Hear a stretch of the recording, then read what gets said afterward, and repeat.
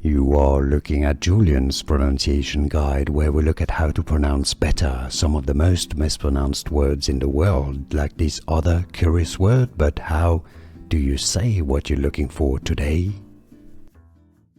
Let's learn once and for all, how to pronounce this word in English, also in French.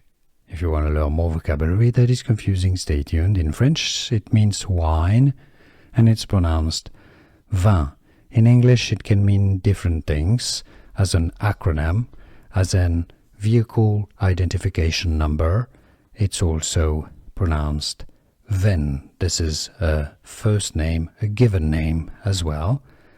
Vin is usually the English pronunciation, how to pronounce Vin, or in French, vin. Here are more videos on how to pronounce more confusing words and names too many mispronounced. Like this video if you found it useful. I appreciate your support. I'll see you soon, and thanks for watching.